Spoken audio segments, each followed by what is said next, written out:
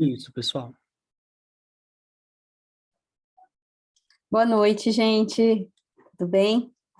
Boa noite. Privilégio estar Boa aqui com noite. vocês. Espera aí que vamos ter uma interrupção momentânea. Não é para interromper a mamãe, filho. Bem na hora da aula. Desculpa. Já escutei subir as escadas aqui. Mas... Espera aí, gente, desculpa. Vamos lá, senão não vai rolar. Fala. Fala bem rápido.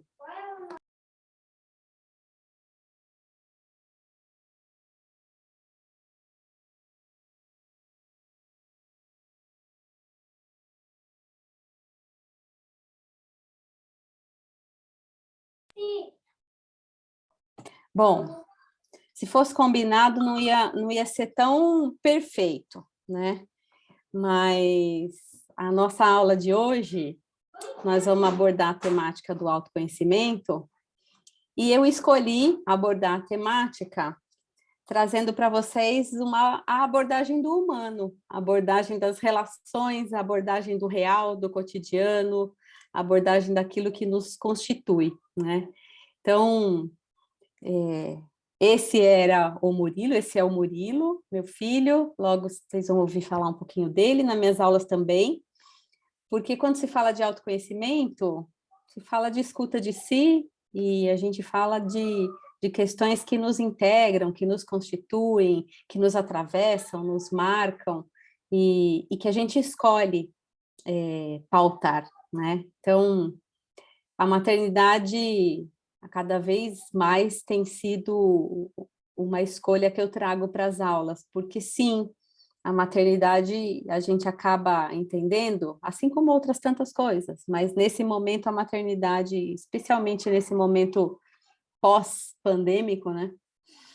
A maternidade tem me mostrado, me ensinado muito no que diz respeito à escuta e a constituir-me enquanto mulher, enquanto profissional, enquanto pesquisadora, na relação com a maternidade, o que sou na maternidade, que me viabiliza, oportuniza escolhas, que me promove e alavanca para alguns lugares, né, e compõe meus caminhos.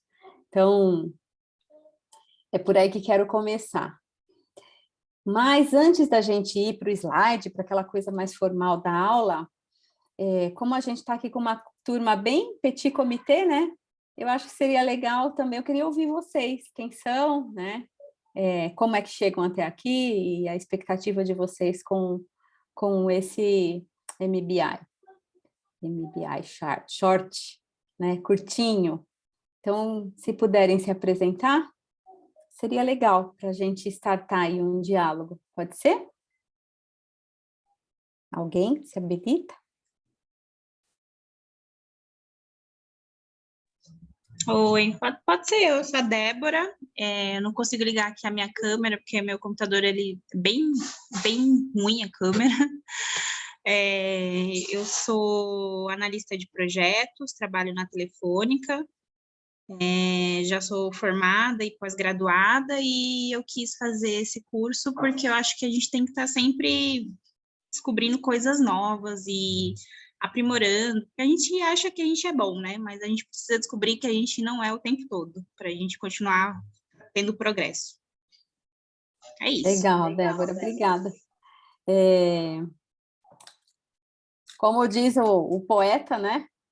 É junto dos bons que a gente fica melhor, né? E a gente vai descobrindo que não basta ser bom, tem que buscar ser sempre melhor, né? Muito bom. Obrigada. Quem mais? Posso falar aqui? Eu sou o Caio, eu sou analista de sistemas, eu trabalho lá no Banco Safra, e eu gostei do curso quando eu vi a emenda, assim, achei o tema bem interessante, ainda mais que ele é um curso curto, né, bem intensivo, assim, e até agora tem sido bem compatível mesmo com o que eu esperava, que nem vocês comentaram, né? É bom quando a gente junta com outras pessoas que também estão buscando alguma coisa nova, assim, né? É sempre bem positivo. Então, esses pontos de discussão que realmente atraem mesmo. Obrigada, Caio. Ana? Oi, Bárbara, tudo bem? Meu nome é Ana, eu sou coordenadora de inovação corporativa num hub de inovação focado para o agronegócio, chama AGTR Garage. Fiquei bem curiosa com a ementa do curso, é um pouco parecida com o Caio. Então, estou descobrindo novas habilidades aí para se manter competitiva também no mercado. Eu estou em trânsito, tá? Desculpa se travou, se ficou um pouco ruinzinho, mas eu estou quase chegando em casa. Não, tá ótimo, tá muito boa a conexão. Obrigada, Ana. Gabi, ó, íntima já. Pode falar, Gabi, tranquilo. Eu sou psicóloga, trabalho com design de aprendizagem. O que me chamou a atenção, acho que são temas, na verdade, que eu já transito há algum tempo, então foi mais para explorar novos formatos, ver o que estava se falando, né? Eu tinha também interesse no MBI, né? De mais longo prazo, então foi uma forma de experimentar, de me aproximar, me conectar com pessoas e, enfim, explorar esses temas aí que já são presentes na minha caminhada, né? Como que outras pessoas estão conduzindo, enfim, como que esses temas estão chegando aí nos espaços, especialmente na universidade, porque eu, depois que me formei, decidi não continuar no ambiente acadêmico, decidi ir para os espaços mais informais, então também tinha esse interesse em voltar, né, olhar para esse tema, como que ele estava sendo explorado num ambiente um pouco mais acadêmico, formal. Legal. E assim, acho que sua fala compõe aí aqui, né, um plus de motivações, eu diria, né? A gente se forma na graduação e vai se especializando.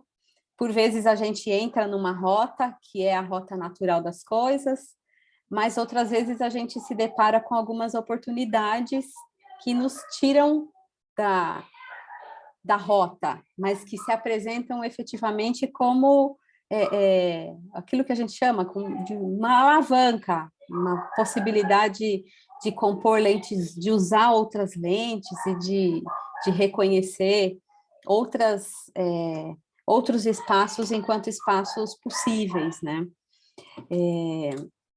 E eu, particularmente, eu vejo e me sinto nesse curso como sendo uma privilegiada, por poder trazer e compor um diálogo que eu costumo chamar de entrecruzado, porque estamos aqui em 6 pessoas na sala, cada um fala de um lugar, tem um ponto de referência, mas quando a gente fala de autoconhecimento, a gente pode potencializar escutas, escolhas e movimentos, né? Então, minha formação inicial é em pedagogia, eu chego até esse espaço aqui, eu não sei se vocês já tiveram a chance de conhecer o professor Zari. Já, Vitor? Ainda não? Ainda não. Então, eu trabalho na UFSCar, no mesmo campus que o professor Zari, em Sorocaba, e a vida nos colocou a possibilidade do encontro, e esse encontro foi potente a ponto da gente poder criar outras coisas e vislumbrar outros espaços, né, para que possamos continuar pautando a nossa existencialidade. Por vezes, no universo do nosso trabalho específico, a gente não enxerga o diferente, né? Mas, por vezes, a gente tem a chance de encontrar pessoas, espaços, situações que se apresentam temporalmente como uma marca, como alguns autores chamam, como um incidente crítico porque nos mobiliza, porque mexe conosco, né? E o Zari é essa pessoa desse encontro que promoveu em mim um movimento de diálogo com espaços outros, e isso tem feito muito bem para a minha existência humana e profissional, né? Nesse movimento, especialmente agora nos últimos anos, pandemia, pós-pandêmico e agora político, né, em que a gente não pode desesperançar, a gente não pode perder o ânimo, né?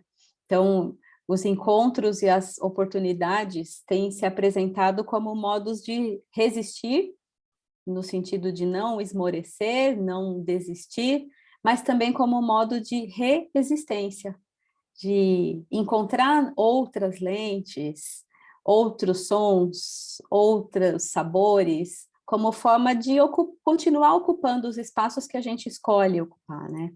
Então, quero dizer da minha satisfação de estar aqui nesse espaço e quero começar me apresentando por aqui.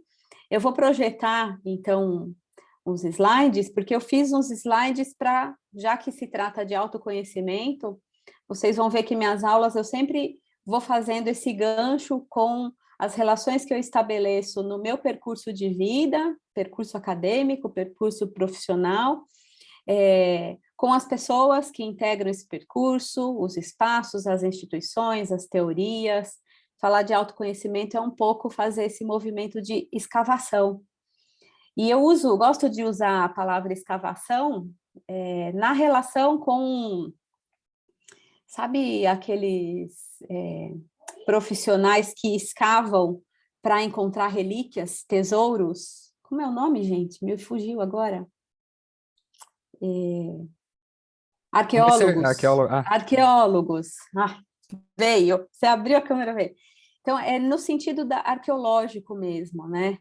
Fazer a escavação de nós mesmos é colocar em evidência aquilo que é caro para nós, aquilo que é singular, aquilo que é oportunidade para a gente tomar consciência de si e entender que aquilo nos compõe, né? Então, eu gosto dessa expressão escavação na relação com outras expressões, e aí nas aulas gravadas eu vou falar um pouco dessas expressões.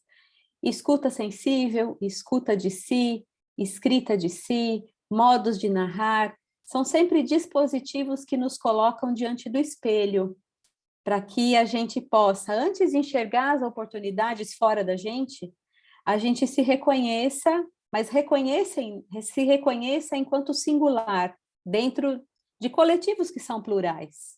Quantas pessoas no mundo são designer? Quantas pessoas no mundo trabalham com tecnologia? Quantas pessoas trabalham com o que vocês trabalham? Mas o movimento do autoconhecimento nos coloca em contato com um jeito que é peculiar, singular, de ocupar os nossos espaços de vida e espaços de vida profissional, né? Então, as minhas aulas sempre vão trazer para o diálogo essas questões, que antes da gente fazer um projeto ou um projeto de vida profissional, a gente precisa investir num projeto de escuta pessoal, para identificar nas marcas singulares aquilo que me torna potente, diferenciado, né? Singular dentro do coletivo. Evidentemente, eu não vou deixar de fazer parte de um coletivo. É importante que o façamos, mas é importante que a gente ocupe os espaços coletivos tendo muita clareza e consciência daquilo que nos constitui. O que é forte em nós, né? De que maneira singularmente eu componho um coletivo, ou as pluralidades de um coletivo. Então, eu diria que esse é o tema-chave que compõe a trama das nossas aulas. Eu gosto de falar de trama também, na relação com drama, com composição, com histórias, com narrativas, né? Tudo compõe aí um jeito da gente olhar para si e um jeito da gente escolher como é que a gente narra a nossa história. E é por aí que eu quero começar, então. Hoje, a nossa aula síncrona. E aí, Vitor, quero dizer que eu gostei muito mais de começar o módulo com a aula síncrona do que acabar o módulo com a aula síncrona, que era a proposta original. Uhum. Porque a gente vai gravar, gente, sem encontrar com vocês, eu não sei, eu particularmente, eu sou muito do humano, da relação, do olhar e do que o outro diz para eu poder responder. E aí, para mim, foi bem difícil gravar as aulas, sem saber quem são, né? O que esperam, o que querem, e de que maneira eu posso compor a trama de vocês. E aí, começar sincronamente, meio que quebra um gelo, né? Bom, agora eu sei quem é essa moça aí louca que está falando sobre essas questões todas aí. Eu já encontrei com ela, ainda aqui na tela, uma primeira vez, né? Então, o encontro na tela, mas com presença, é um encontro que desencadeia um outro modo de escuta de aulas gravadas. Uma coisa é você escutar quem você nunca viu e nem ouviu. Outra coisa é você assistir a aula de quem te provocou a escutar, né? Então, eu gostei muito desse formato. Vamos lá, parar de falar e vamos... Bárbara, só Oi. sobre a questão da sua apresentação, o vídeo em si eu vou mandar aqui no chat para o pessoal acompanhar, porque aparentemente eu acredito que não dê para fazer pelo Mac, tá? Compartilhamento com o som, pelo menos eu não tenho esse conhecimento, tá? Então eu vou mandar para vocês aqui, é um dos vídeos que a professora vai passar, certo, Bárbara? Acho que é mais para o finalzinho, né? Você já mandou? Eu mandaria aqui no chat agora. Não, se não der, eu ponho o link e eles Tá assistem, bom, mas eu acho que dá. Eu acho, tá bom. acho que dá. O Zari geralmente coloca, não pelo slide, a gente sai do slide e vai para a tela do Entendi. YouTube. Aí dá certo, Tranquilo. tá bom? Fechado. Então tá. Obrigada, Vitor. Fica bem à vontade, tá? Vocês estão vendo, então, minha tela? Sim, né? Joia. Sim.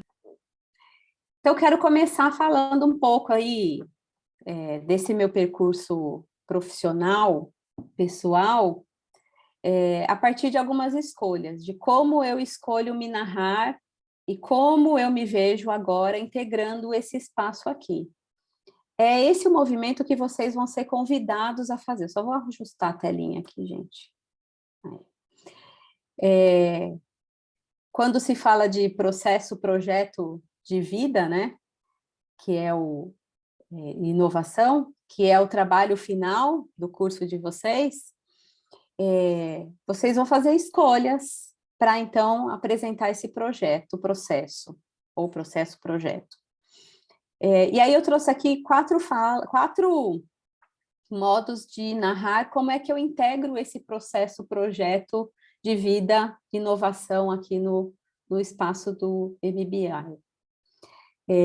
Primeiro, quero dizer que sou filha da Dona Benedita, né? Então, para mim é muito importante trazer a minha ancestralidade e a minha gratidão a ela como referência, enquanto reconhecimento, para ocupar o espaço que ocupo hoje, né? Minha mãe foi filha de um ex-escravo tardio, liberto. Então, diferente do que se imagina, né, que a escravidão acabou faz um tempão, né? Minha mãe hoje tem 76 anos, mas o pai dela, ele foi escravo até os 20 anos. E se casou com uma imigrante italiana, quando liberto. Então, essa é minha mãe, e a partir da história dela, ela, para mim, é uma referência de mulher, de pessoa que não desesperança diante das dificuldades, sempre me incentivou e lutou pelos meus direitos à educação, uma educação de qualidade, então garantiu o meu acesso à escola pública, gratuita, laica e de qualidade, porque ela era uma mãe presente na escola, que ocupava o espaço da APM e brigava para que a educação que acontecesse ali dentro fosse também uma educação de qualidade, muito embora ela fosse pouco escolarizada, mas ela reconhecia na educação um espaço transgressor, um espaço de mudança social.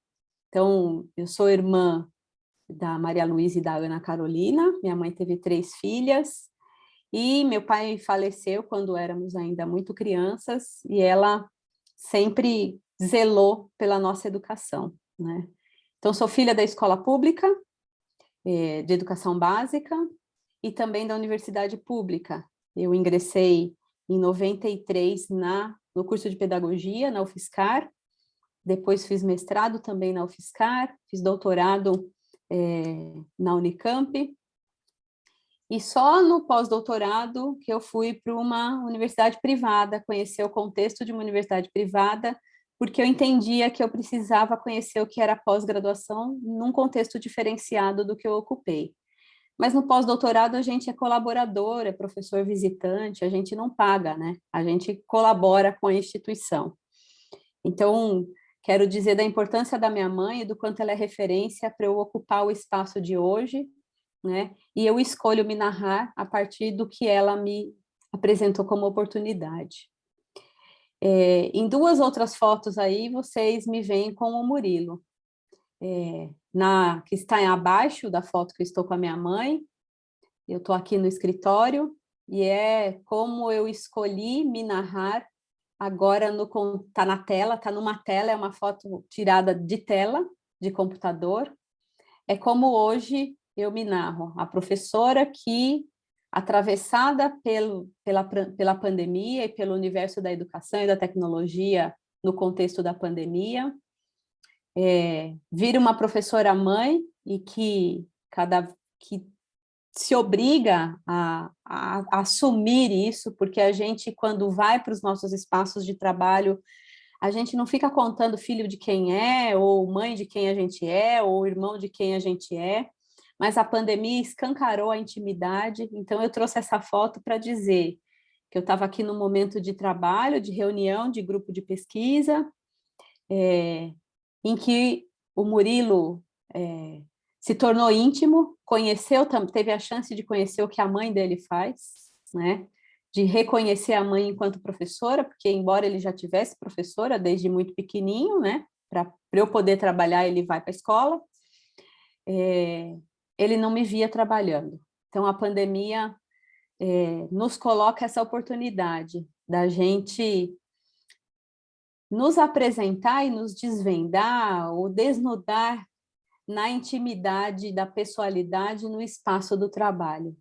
Então, quero dizer que profissionalmente a pandemia, e aí com o devido cuidado, não estou fazendo aqui um ódio à pandemia, não é pandemia, foi boa, não foi. Tivemos muitas dores, muitas perdas, estamos ainda vivendo as consequências em termos de saúde e na educação, né? Por conta dos atravessamentos dela. Mas esse movimento de nos escutar e de escolher o que garante para a gente a possibilidade de resistir e de compor, então, modos de resistência, me faz crer que a pandemia se apresentou para mim como uma oportunidade de mergulhar num movimento de autoconhecimento, de identificar aquilo que me torna forte, de se apresentar como possibilidade de promoção de encontros, ainda aqui na tela, porque na tela a gente buscou recuperar e garantir laços, garantir e estreitar relações, né? Então, sou, portanto, hoje uma professora pesquisadora, agora atravessada pelo que a pandemia me oportunizou. E isso coloca em evidência a maternidade enquanto um modo de escolher ser profissional. Porque enquanto profissional a gente também faz escolhas a favor das escolhas outras, né? E enquanto mãe, também faço escolhas a favor ou em decorrência dos espaços profissionais. Acho que é isso que é importante eu dizer. A terceira foto, no canto superior, é do dia que o Murilo tomou a primeira dose de vacina. Essa data, para mim, é uma data muito simbólica, porque ela representa a renovação, para mim, a renovação da crença na vida, da oportunidade de garantir saúde, né? E o esperançar na relação com a luta por garantia de direitos, por garantia de direito da vida, né? Direito da saúde, direito à educação. Então, muito embora aqui ele esteja com a carinha não muito animada, mas esse documento e esse momento revela, temos que continuar lutando por nossos direitos, para que as coisas não se percam, para que esse cenário que se apresentou enquanto caótico na pandemia passe, né? Embora nos marque, nos atravesse, ele passe e a gente fique, né? Então, essa foto, para mim, representa isso. E isso é importante dizer que, profissionalmente, a gente não pode perder a esperança da vida, né? Ou a nossa relação e a contribuição que, enquanto profissionais, podemos dar para a sociedade, né? Para a sociedade que queremos hoje viver, mas que queremos também que nossos filhos, nossos netos, tenham o direito de desfrutar, né? Então, eu trago aqui uma Bárbara que não vê como desconectadas as dimensões do humano, do afeto, da amorosidade, da racionalidade, da profissionalidade. Não, são pluralidades que compõem a pessoa singular que sou, mas que se constitui na relação com outras pessoas e com outros espaços, né? Então, é assim que eu gostaria e escolho falar de como penso o meu projeto, processo de vida e inovação, né? Porque a gente também não pode se contentar com, como o Kaique disse, né? Ou como vocês mesmos disseram, a Débora, né? A gente quer continuar crescendo, né? E se não faz, se a gente não olha para o futuro, não faz sentido a gente estar aqui, né? Para que fazer um curso de pós-graduação, se não para pensar em perspectiva, em projeto, em inovação, em crescimento, né?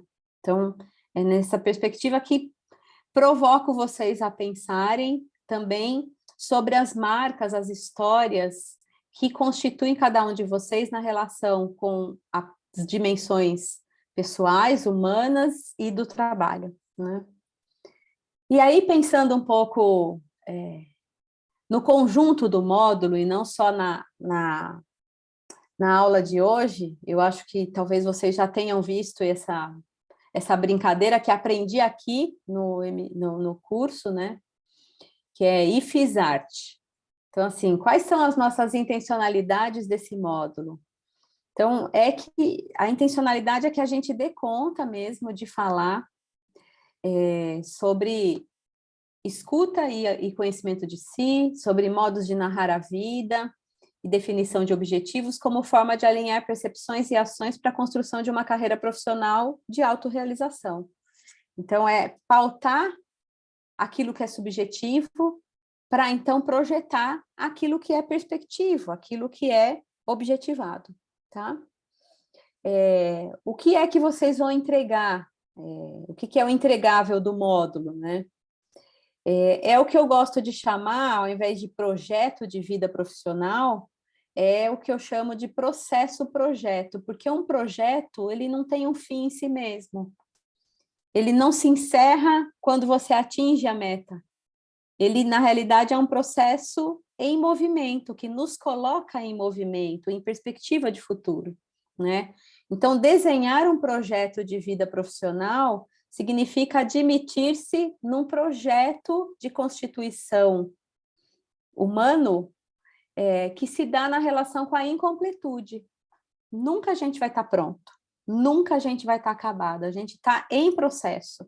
E porque estamos em processo que a gente pode desenhar projetos de vida profissionais, de curta duração, de um tempo maior, então para 2 anos, para 5 anos, para 10 anos, porque nos vemos em movimento, em processo. E a entrega do módulo é esse, né? Vocês vão desenhar aí um projeto de vida profissional. Enquanto a agenda do módulo, além da aula de hoje, a gente tem mais as aulas gravadas, em que vocês vão me ouvir falar um pouco, aí não é muito interativo, muito embora nas aulas eu provoque vocês a fazerem exercícios de escavação, de escuta, de escrita, tá? E de motivação a um exercício de prospecção. Então, para isso, a gente vai começar na próxima aula gravada, falar sobre experiências formadoras. Então, como é que a gente se constitui? É por experiências que a gente vive. Mas tudo que a gente vive nos constitui, ou existem experiências que são diferenciadas umas das outras e que promovem em nós um movimento de aprendizagem, ao passo que outras não. Então, vamos falar um pouco de experiências formadoras. Essa conversa das experiências formadoras nos remete ou nos convida para um movimento de nos auscultarmos, então fazermos um movimento de escuta sensível e conhecimento de si, conhecimento de nós mesmos, na relação com que seja a escuta dos outros, porque não dá para a gente se escutar sem a gente perceber, sem a gente também identificar quem está ao nosso redor, quem são os outros que nos constituem. Então, fazer um movimento de escuta de si é também fazer um movimento de escutar sensivelmente as relações que nos compõem. Os outros, quem são os outros? Né? Depois desses dois movimentos iniciais, um pouco mais teóricos, né, e prospectivos, a gente vai partir para um movimento de falar sobre de que jeito eu posso, então,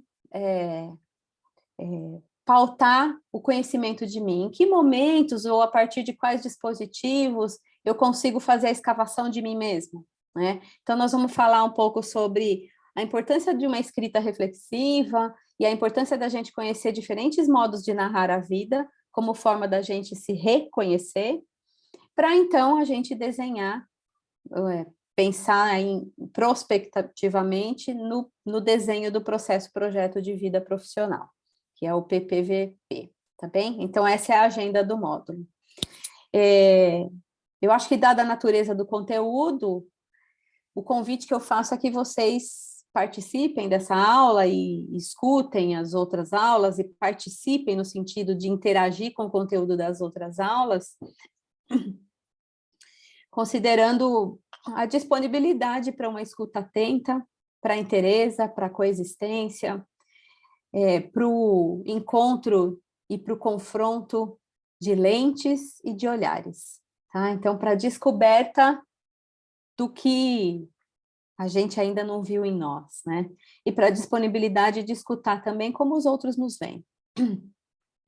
E se for para demarcar tempo, a gente vai aqui pensar no módulo que garanta tempos de escuta, de consciência narrativa, tempos para pautar as escolhas, tempos para projeção e tempos para partilha, porque não adianta nada a gente projetar também não contar para os outros como é que a gente se projeta na relação com os outros. Tudo bem até aqui? Sim. Para esse nosso encontro, especialmente, né? A gente tem dois objetivos. Um é na perspectiva de dialogar sobre a compreensão da historicidade de nós mesmos, que eu considero que somos sujeitos históricos, temporais, situados politicamente, economicamente, socialmente, né? Na relação com as aprendizagens que se dão a partir dos encontros. Então, um primeiro objetivo é que façamos aí um primeiro diálogo sobre como é que a gente compreende a nossa historicidade, na relação com as temporalidades que nos integram. E um segundo exercício, um segundo objetivo, nos coloca no exercício de vivenciar a reflexividade autobiográfica, enquanto dispositivo de promoção e de fortalecimento de singularidades e do que eu chamo de emancipação, na medida que eu identifico aquilo que me é singular, aquilo que me compõe, ainda que eu tenha características muito próximas de um coletivo, mas as minhas marcas são essas, isso me empodera, me fortalece, enquanto sujeito é singular, né, gente? Sujeito não é amalgamado, perdido no meio do coletivo, né? Sujeito, ele só é sujeito quando ele se reconhece enquanto sujeito, na relação com a sua história, com os seus tempos, com as pessoas que os constituem.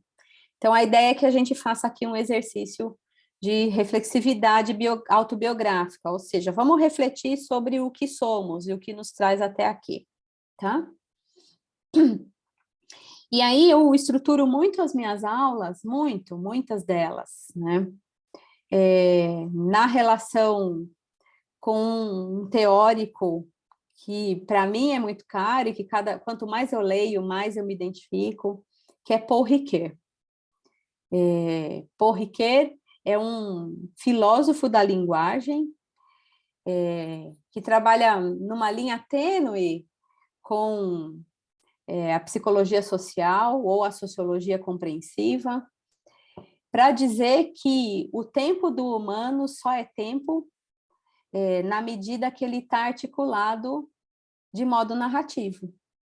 Então, se eu não reflito sobre o tempo, se eu não faço projeções sobre o tempo, a partir do tempo, se eu não me reconheço em tempos cronológicos ou outros modos de organização do tempo, ou seja, se eu não conto uma história de mim na relação com o tempo, não tem tempo. Não serve de nada o tempo sem o humano. Então, o tempo só é tempo na medida que o humano o narra, em que a gente olha para o tempo e fala, nossa, essa aula voou, ou então fala, nossa, essa aula que nunca acaba. Vejam, o tempo torna essa dimensão do passou rápido ou está demorando demais, porque tem um humano atribuindo adjetivações a ele, vivendo esse tempo, percebendo esse tempo. Então, essa é uma primeira coisa que o Riquet vai nos dizer. Mas ele vai dizer também o seguinte, de que nada adianta uma narrativa quando o sujeito que se narra não se reconhece numa condição que é pautada pelas temporalidades. Então, de nada adianta a gente ficar escrevendo histórias sobre nós mesmos se não for para que essas histórias nos levem além do tempo, ou para que a gente ressignifique um tempo que ficou no passado, mas que me coloca em perspectiva de futuro, né? Então, o Riquet vai trazer essa brincadeira Tostines aí. O que é mais importante, né, na relação narrativa e tempo e humano, né? Então, existe humano sem tempo? Existe tempo sem humano? Quem vem primeiro, o tempo ou o humano? Quem é mais importante, o tempo ou o humano? E ele vai dizer, é nessa relação articulada, né, em que o humano toma consciência das suas singularidades e se empodera. Identifica o que lhe é forte, né? E aí eu trouxe aqui uma brincadeira com a imagem do Salvador Dalí. Eu gosto muito de lançar mão de obras de arte que retratam as relações do tempo, da escuta, do autoconhecimento, como forma de narrar também esses conteúdos, como escolha, forma de escolher o como trazer e o como pautar. Então, essa é uma obra do Salvador Dalí, em que ele vai nos colocar aqui uma provocação de que o tempo ele se dilui na relação com o humano, com as nossas lentes, com os nossos espaços, né? E o que é perder o tempo, né? O que estamos perdendo tempo quando a gente fala, estou perdendo tempo? Ou o que é segurar o tempo? O que é dar conta do tempo, objetivamente? Eu acho que vocês trabalham aí com projetos em que o tempo faz muito mais sentido do que na área da educação, né? Tempo na relação com a tecnologia, tempo na relação com processos educativos, processos da empresa, né? Então, o que o tempo nos convida a pensar? E o Dalí nos provoca um pouco a fazer essa reflexão. E quando a gente faz essa reflexão sobre o tempo e nós mesmos, a gente está fazendo um exercício de reflexividade na relação com as nossas histórias, reflexividade autobiográfica. Movimento tão importante para a gente conseguir se projetar. Se eu reflito sobre os tempos que me constituem, eu consigo, então, projetar temporalmente, me projetar e projetar temporalmente, em perspectiva, as minhas escolhas. O que eu não quero mais e o que eu quero, onde eu quero chegar e por aí vai. Então, trazer aqui essa provocação da articulação entre tempo narrativo e humano tem a ver com um movimento de colocar vocês para pensar sobre a importância do exercício da reflexividade autobiográfica para vocês se projetarem. Como é que eu tiro proveito desse curso? Ainda que curtinho, tem muito conteúdo.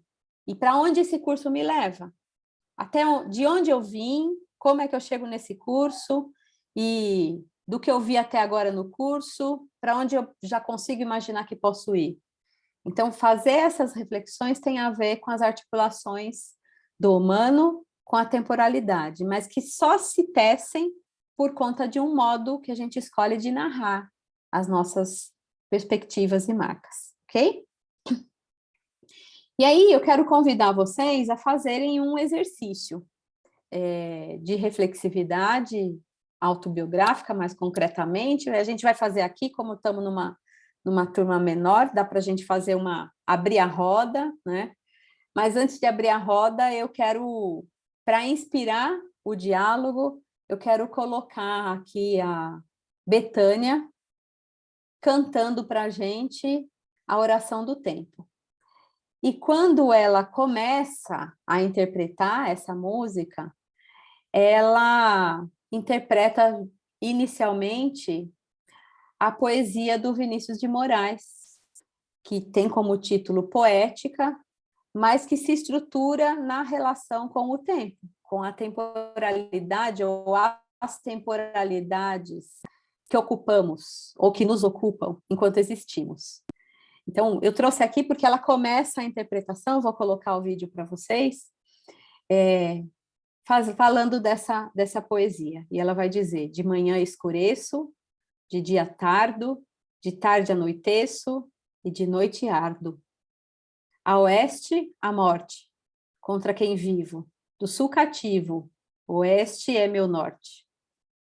Outros que contem, passo por passo, eu morro ontem, nasço amanhã.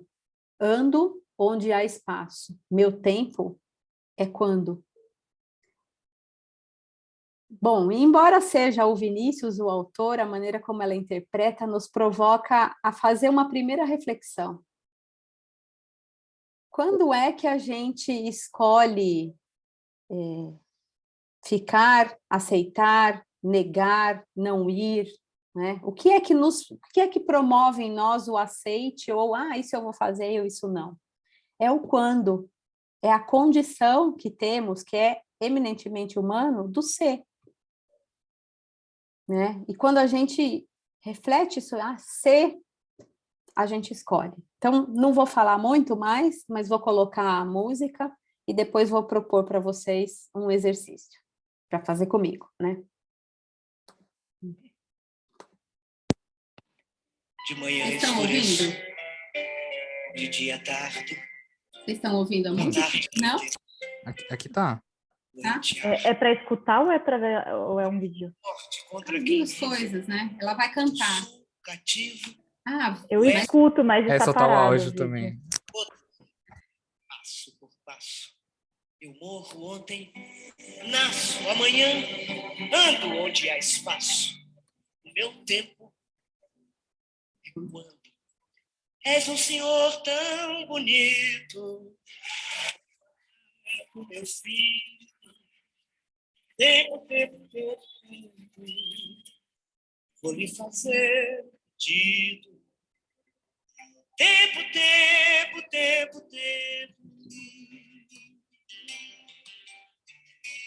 Compositor de destinos, tambor de todos os ritmos. Tempo. Entro no acordo contigo. Tempo.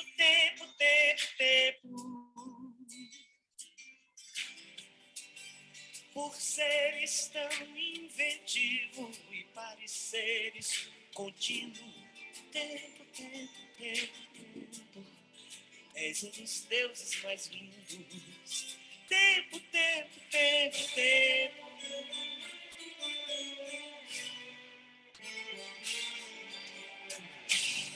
Peço-te o prazer legítimo e um movimento preciso.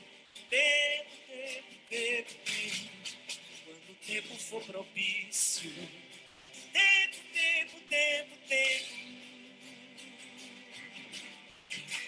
De modo que o meu espírito ganhe um brilho definido. Tempo. E eu espalhe benefícios. Tempo.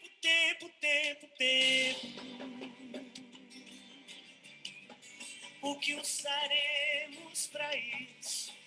fica guardado em sigilo. Tempo, tempo, tempo, tempo, apenas contigo comigo. Tempo, tempo, tempo, tempo. E quando eu tiver saído para fora do teu círculo, tempo, tempo, tempo, tempo, não serei nem carecido. Tempo, tempo, tempo, tempo.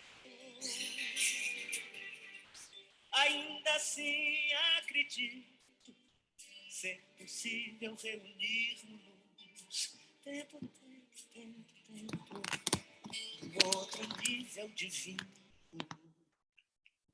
Tempo, tempo, tempo, tempo.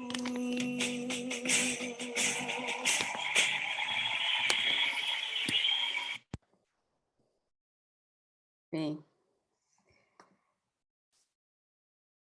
Peraí, deixa eu tirar agora o...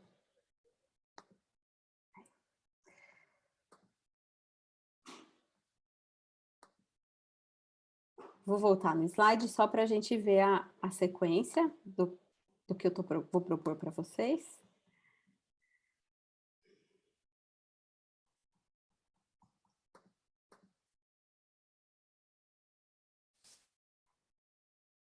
E a ideia, a provocação que eu trago aqui é que a gente reconheça na temporalidade e na linguagem a possibilidade da gente fazer o desenho de nós mesmos no futuro, tá? Em Paul Ricoeur, ele vai dizer que a articulação entre temporalidade e linguagem peraí, deixa eu sair daqui para conseguir admitir alguém aqui. Não consigo. E agora? Travou tudo. Vocês estão vendo minha tela? Sim. Sim. Ai, meu Deus. Vamos ver.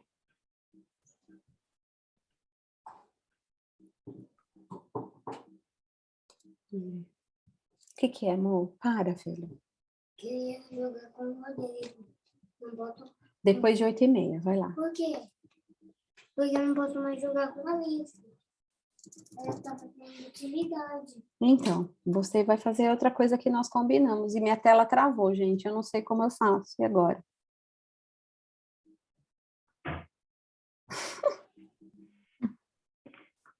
Quem se importa com o computador? Quem se importa com o computador, levanta a mão.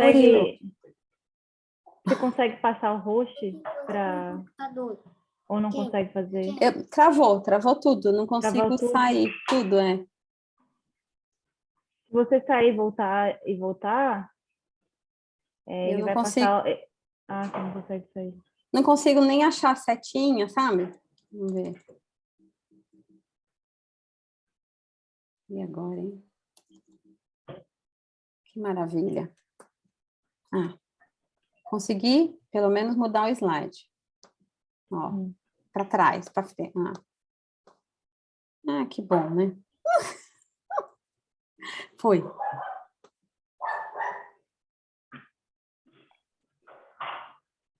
Vou fazer o seguinte.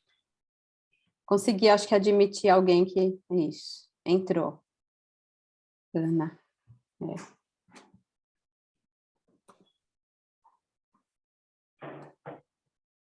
bem.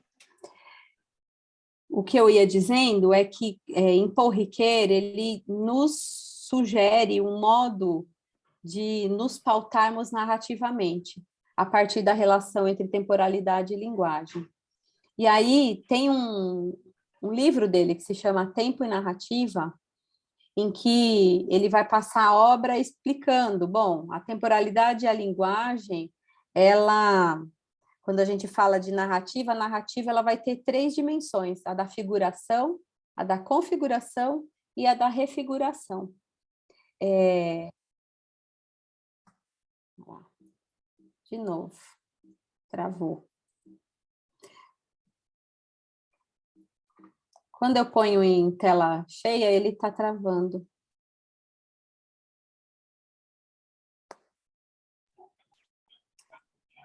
Mudou agora. Consegui.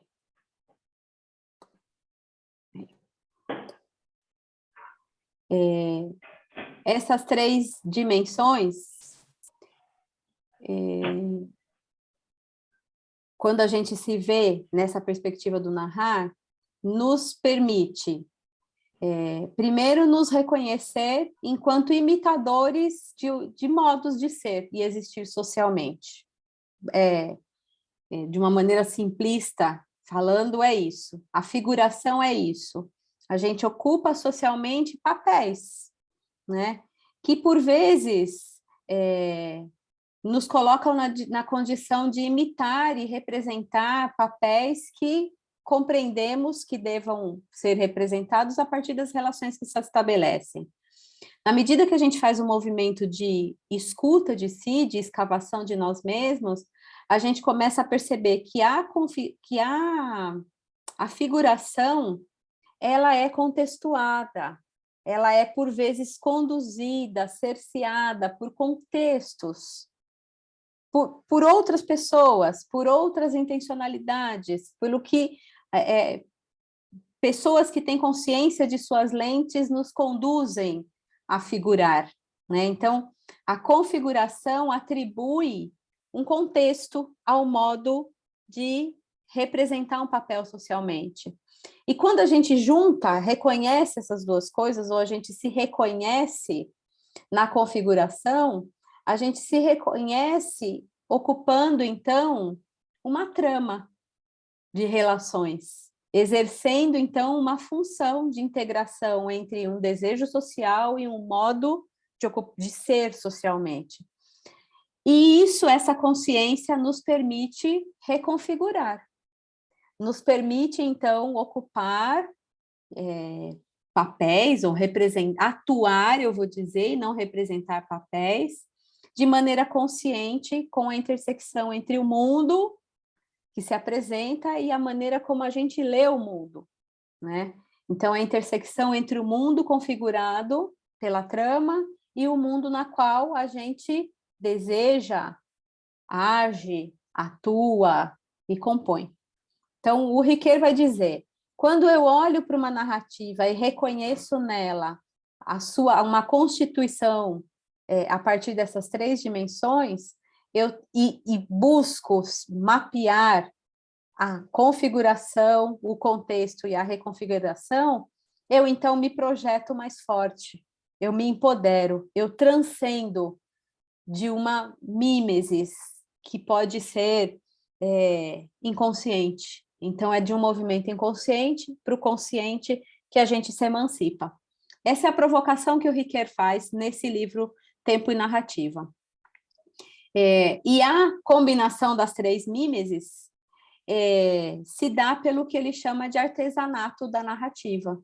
Então, quando a gente se projeta, quando a gente escreve um projeto do futuro, a gente está escrevendo uma narrativa do futuro que a gente deseja.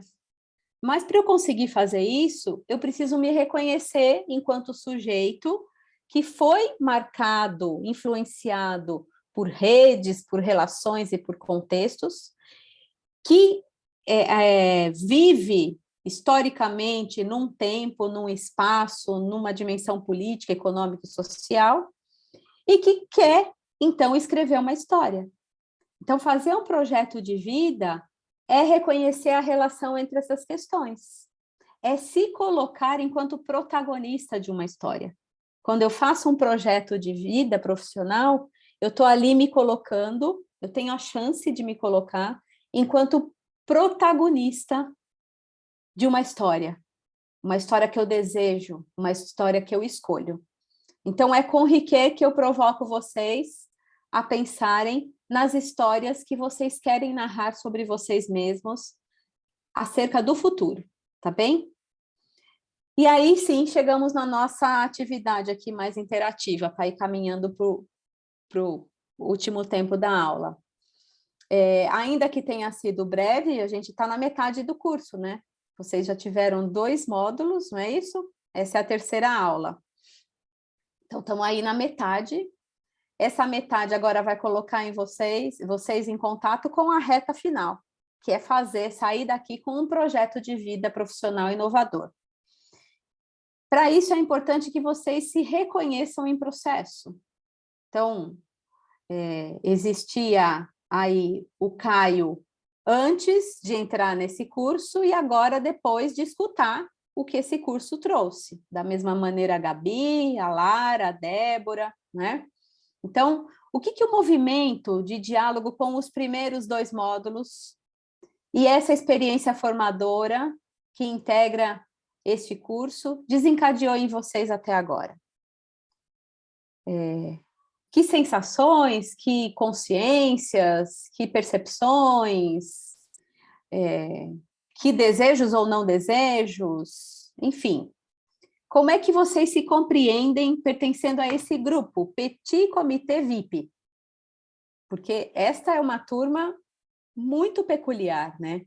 É uma turma assim, muito específica, que tem uma característica muito diferente das demais, que são turmonas, que é um monte de gente, que a gente nem tem a chance de saber direito o nome, mas e aí? Como é estar numa turma como essa?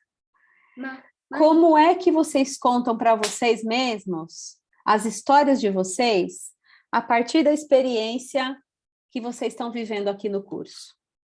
Eu tinha projetado antes, mas eu acho que a ideia de vocês conversarem em duplas e depois a gente voltar, mas eu vou propor um outro exercício. Que vocês falem e que vocês se escutem.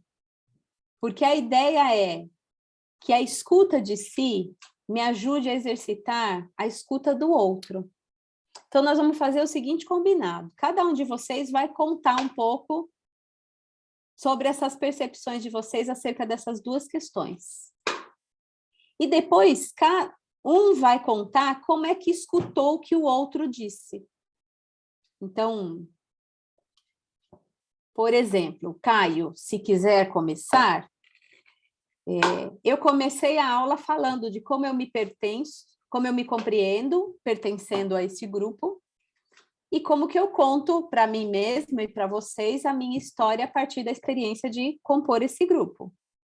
Foi assim que eu comecei narrando a aula, estruturando a aula. Antes de você falar de como você se percebe, Caio, o que você escutou quando eu falei sobre essas questões? Você pode falar? Posso, eu não sei se vai ser na linha certa, tá? Mas Pode me contar? eu compreendi que era realmente, tipo assim, um lado, posso dizer, sincero, né, verdadeiro mesmo, e bem profundo, né? Quando você colocou na parte de, por exemplo, ser mãe, né, e ter o contexto todo de... essa parte de, por exemplo, essa nova realidade que a gente está vivendo também, né? Não só da parte profissional, mas o mundo inteiro mudou, né? Enfim, novo contexto. E para mim pareceu uma coisa realmente, tipo assim, se fosse começar do mais importante ou mais impactante para baixo, para mim parecia as coisas mais impactantes primeiro. Não sei se é meio que nesse sentido, tá? É nesse sentido, sim, Caio. Como é que você percebeu a minha narração, as minhas escolhas? É isso mesmo. Então, você nem tinha sido avisado que você ia ter que contar como é que você me escutou. Mas esse exercício é importante para a gente aprender a escutar como é que a gente se escuta. Como é que eu percebo o outro? O que do outro falou forte para mim? E é isso que o Caio disse, olha, parece que para você a pandemia te atravessou de tal maneira que te fez eleger agora ou reeleger prioridades, é isso mesmo. É assim que foi essa minha intencionalidade narrativa, né? E você, como se narra agora, Caio? Olha, para mim Essas questões. também teve, assim, eu também senti que teve também para mim essa parte. Acho que para todo mundo esse impacto de pandemia foi bem impactante mesmo, né? Eu colocaria como, fazendo meio que um paralelo, né? Não, mas é que agora não tem nenhuma imagem preparada ali para ilustrar, né? Mas seria mais ou menos a minha interpretação do momento, né, que a gente estava superando também essa pandemia. Acho que eu traria um momento bem parecido, nessa parte de esperança também. Colocaria algo como... Eu não sei exatamente como explicar, mas hoje eu senti nesse curso, pelo menos nas duas primeiras e nessa de agora, né? Até que acho que eu estava indo meio que num caminho bom até também, no sentido de que acho que valores são importantes aqui, né? Como que o que eu quero que as pessoas percebam, né? Então o pessoal tratou de bastante assunto que até que já estava fazendo parte da realidade, então nesse sentido achei bem legal. Fez valer assim, né, que a gente não está se esforçando tanto assim para algo que não é relevante, né, nada do tipo. E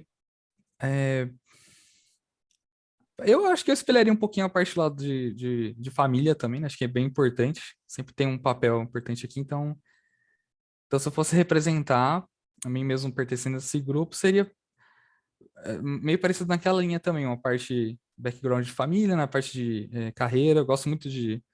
Sempre gostei dessa parte de computação, então com certeza faria a parte ali. Eu acho que seria mais ou menos isso, tá?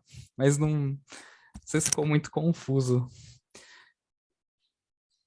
Eu acho que ficou ótimo, é como você escolheu se narrar. E quanto à legitimidade disso, não tem o que se discutir. Então, essa é uma outra questão importante a gente considerar. O que é legítimo quando a gente se narra? A nossa escolha é legítima.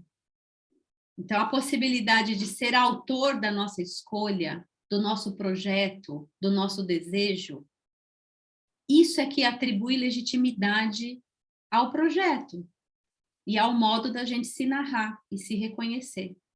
Então, isso tira um peso da questão dos julgamentos. Eu vou fazer um projeto sobre isso, tal coisa. Mas o que vão pensar de mim? Independente do que vão pensar, o que você pensa sobre você, né? Então, eu acho que o contato com essa reflexão de autoconhecimento nos empodera nessa perspectiva, porque nos fortalece para dizer de nós, para dizer que o que somos singularmente tem legitimidade, é possível, né? Ainda que outros pensem diferente. Mas é na relação com os outros e com as diferenças que nos constituímos, né? E aí vamos ver, quem é que pode agora contar o que o Caio falou?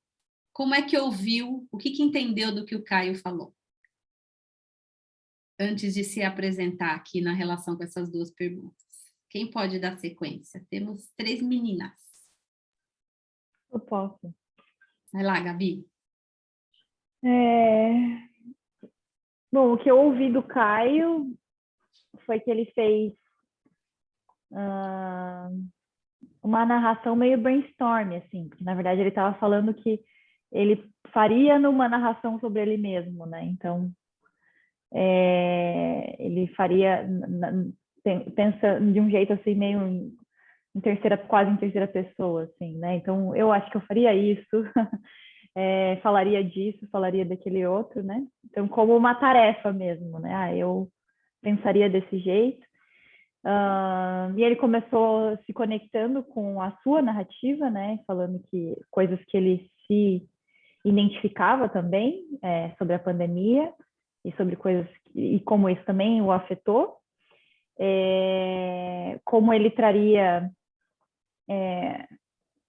provavelmente também esse aspecto familiar, pessoal para a narrativa. Sobre o curso, ele trouxe que, de alguma forma, são temas que já permeiam a vida dele, o que consolida para ele uma ideia de que é mais ou menos por aí o caminho, né, que o caminho está sendo feito. Então, percebi uma certa, consolidação, é isso. E E ele trouxe também que outros assuntos, né, que interessam ele, como a computação, provavelmente estariam muito forte na narrativa dele. Foi isso que eu ouvi. Tá bom. Caio, você se reconhece na maneira como a Gabi te narra? Olha, assim, eu nem tinha percebido que eu tinha falado meio que em terceira pessoa, mas faz sentido mesmo. Achei, eu não discordaria de nada, não. Esse exercício é demais, gente. É muito legal quando a gente se exercita a se narrar depois de escutar. E para a gente se narrar e fazer um projeto de nós mesmos, a gente tem que aprimorar exatamente esse exercício, escolhendo os modos de narrar, escolhendo as lentes, escolhendo os objetos, escolhendo a estrutura de linguagem. Tudo diz respeito à escolha. E agora, Gabi, como é que você se narra? Na verdade, eu gostaria de entender melhor a pergunta, porque como eu me narro está diferente um pouco dos slides, aí eu fico... Como você se narra, como é que você dúvida. narra as respostas dessas perguntas? Então, assim, Ok. para responder as perguntas, você vai fazer uma narrativa. Sim. Então, que narrativa é essa que você escolhe para responder essas duas perguntas? É isso. Como eu me compreendo pertencendo a esse grupo, como conto para mim mesmo a minha história a partir dessa experiência? De pertencer a este grupo. Ok.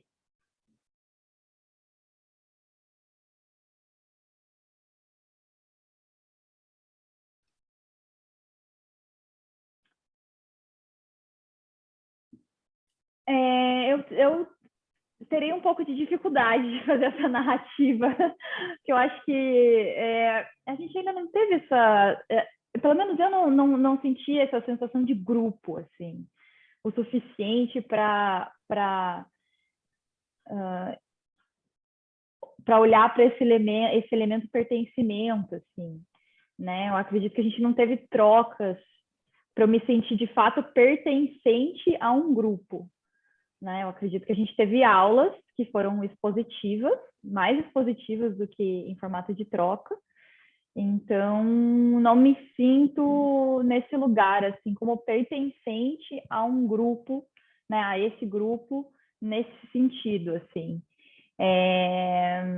Então, como eu me compreendo, na verdade, ainda tentando entender, assim, qual que é esse processo, assim, e me sinto, me percebo num lugar ainda muito analítico, assim, não me vejo que eu consegui entrar, assim, num estado mais emocional, que seria mais relacionado ao pertencimento.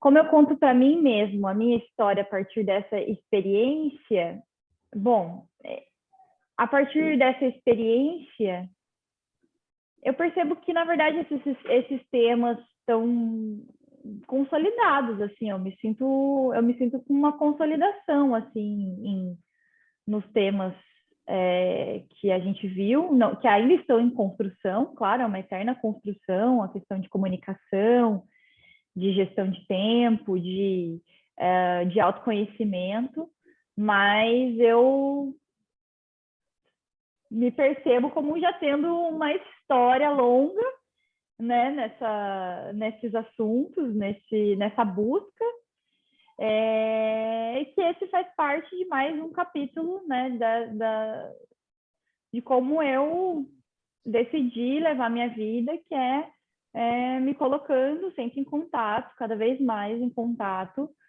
com essas temáticas, assim, e que isso vai ser para sempre. Então, é mais um capítulo, né, dessa escolha que eu fiz de olhar para esse campo né,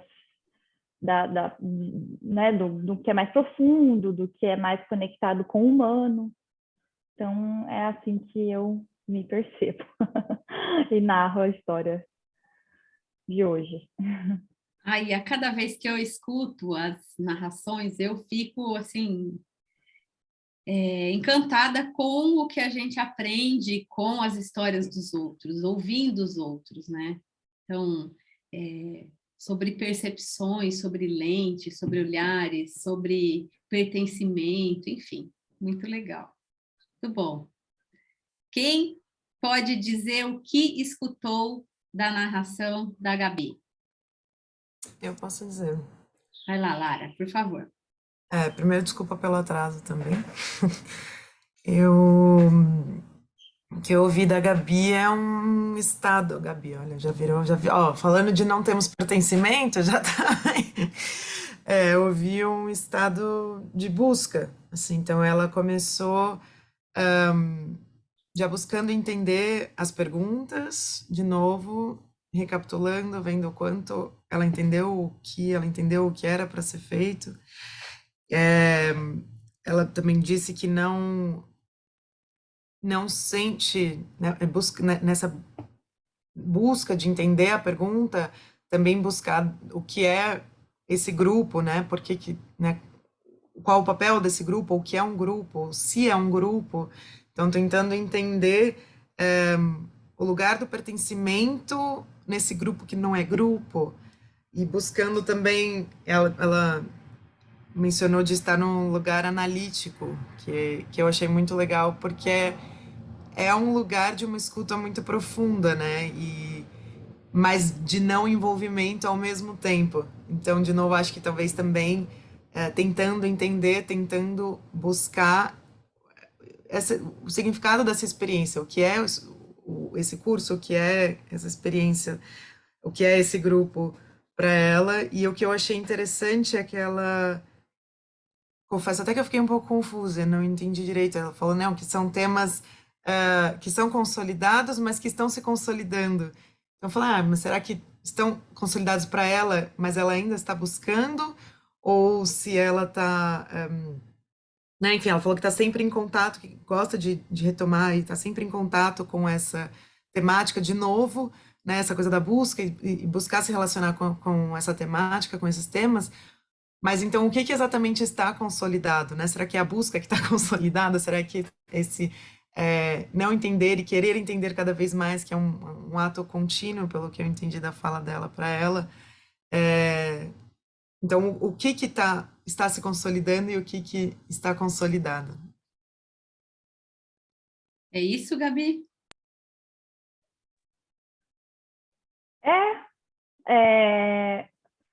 Consolidado é o ato de buscar.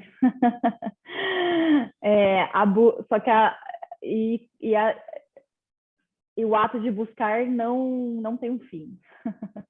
Não são temas que existe um fim, né, nesse sentido. Então, o ato de buscar está consolidado.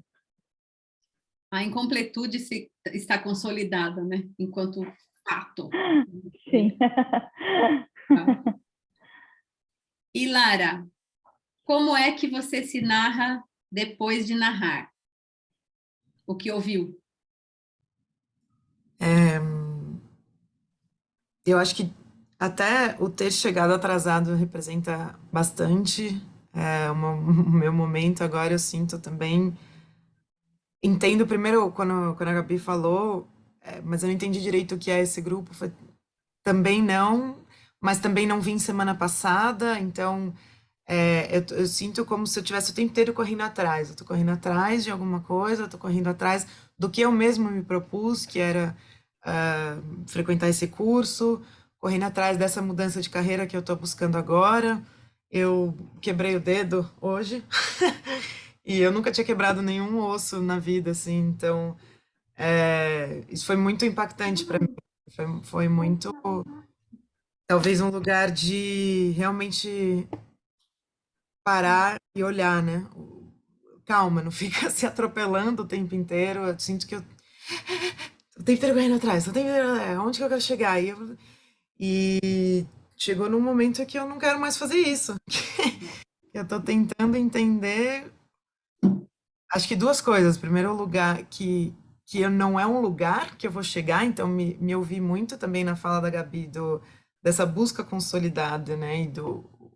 É muito difícil, o que você falou também, Bárbara, de entender a incompletude, é um lugar que eu estou tentando assumir, é muito, muito difícil, assim, acho que eu sempre busco a perfeição, a completude, a coisa redondinha.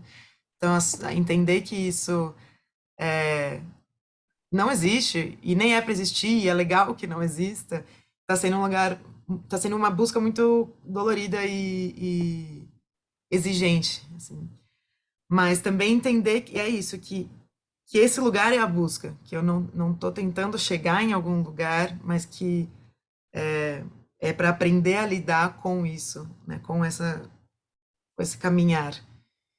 Então está sendo bem difícil, é um momento bem importante, mas bem intenso. E eu já sou uma pessoa muito intensa, mas agora tá um turbilhão, assim. Tá aí para mais. Quando a gente entra nesse processo de autoconhecimento, eu costumo brincar, né, no meu grupo de pesquisa. Não tem ré, não tem como voltar. Não tem como voltar. E aí você vai se descobrindo e se redescobre e se ressignifica. E não tem como você voltar ao que era, ao não consciente ou ao menos consciente de si. Que agora você já tem consciência de si e tem consciência de como promover mais consciência de si. E tem ainda uma perspectiva de que se eu tiver mais consciência de si, de mim, para onde que eu chego? Né? Então, acho que tem isso também. Não tem ré. Eu faço muita analogia desse processo com a música do Danny Black, Maior. Então, falar de incompletude é sempre ter em meta o maior, e depois maior, e depois maior, mas não tem fim, não tem finitude. Incompletude e finitude não dialogam na perspectiva absolutista. A finitude é a do agora, por isso que é a do quando que o Vinícius nos fala, né? Tem finitude agora, mas daqui a pouco eu sou maior, daqui a pouco eu sou outro, daqui a pouco eu não quero mais, né? Daqui a pouco morri para algo, mas nasci para outro algo, né? Então, o pessoal fala tem muito a ver com isso. E aí eu não sei, vou convidar a Débora. Débora, consegue falar com a gente? Sim. Então conta pra gente, o que você ouviu da Lara? Eu achei o depoimento dela muito intenso e verdadeiro. Não sei se eu falaria, por exemplo, como a Gabi também expôs, a gente não é um grupo, a gente está fazendo um curso. E eu não sei se eu compartilharia da forma como ela fez, de forma tão intensa e verdadeira, uma angústia da vida dela, porque eu entendo que a gente está sempre buscando alguma coisa, a gente está sempre buscando. Esse ano, por exemplo, eu me formei no ano passado, na minha pós, e eu falei, eu vou ficar sem estudar, e eu não aguentei, e eu falei, vou fazer um curso, e comecei. Então, assim, a gente está sempre buscando alguma coisa, a gente nunca está satisfeito. Então, eu achei muito, muito intenso e verdadeiro, porque tem, no meu caso, assim, até já iniciando a resposta, eu acho que eu também estou sempre em busca de alguma coisa profissionalmente, mas eu não sei, pessoalmente eu sou muito tranquila, mas no profissional eu estou sempre achando que eu preciso dar o próximo passo. E eu acho que no caso da Lara, ela está em todas as partes, assim, acho que não só no profissional, pelo que ela deu a entender, mas também no pessoal, ela está sempre em busca, e não sei se é uma ansiedade, enfim, mas eu achei muito verdadeiro, e eu não sei se eu teria coragem de compartilhar da forma como ela fez, neste grupo, acho que talvez com um psicólogo, mas não aqui. E... Bom, sobre como me compreendo nesse grupo, é como a Gabi também expôs, eu achei muito brilhante a forma que ela falou. Realmente a gente não tem falado no WhatsApp, por exemplo, a gente não criou algumas conexões. É a primeira vez, por exemplo, que a gente falou onde a gente trabalhava, né? Os outros professores não fizeram essa abertura, e o que eu achei bacana, mas por outro lado a gente acabou não tendo nenhum laço. Então, eu acho que essa aula está sendo bastante importante nesse sentido, de entender por que nós estamos aqui.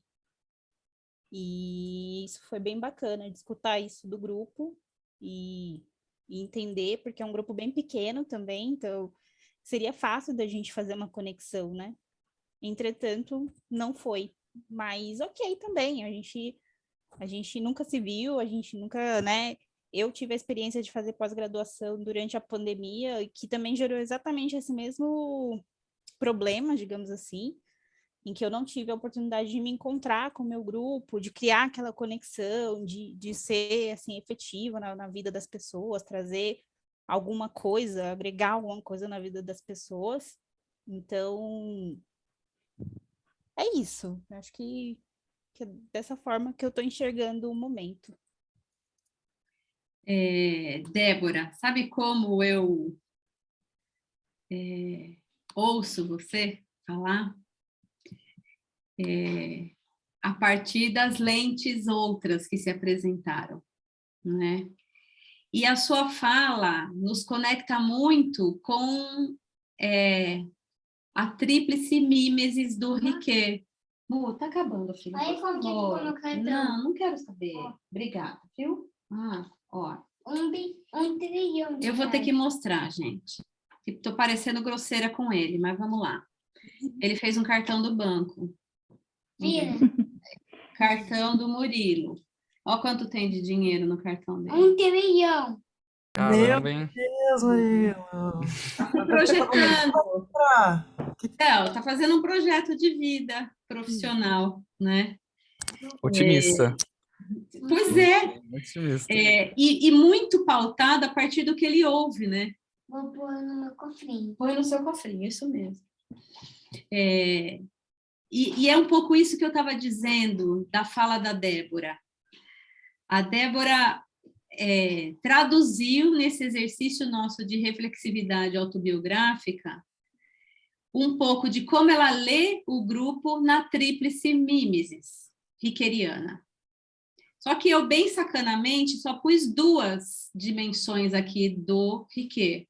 A primeira, que é a da configuração, da figuração, e a segunda da configuração.